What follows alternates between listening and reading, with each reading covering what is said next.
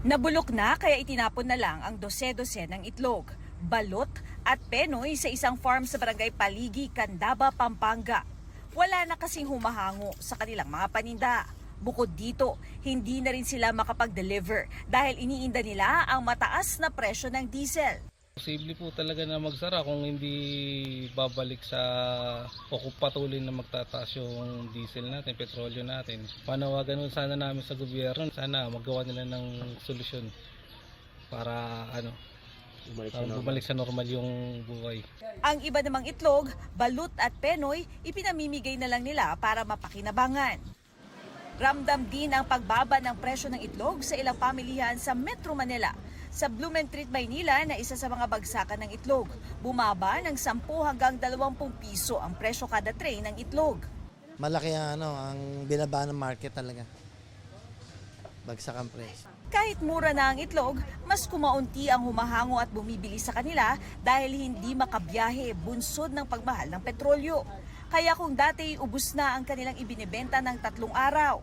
Ngayon, maabot minsan na 5 days, 1 week, ganyan.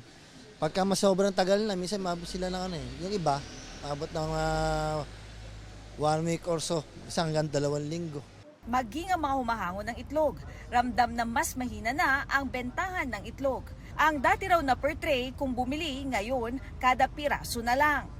Kumunti ang tubo namin. Dati 50 trays na binibili namin eh. Ngayon nasa mga 24 na lang kinukuha namin yan, 24 trays.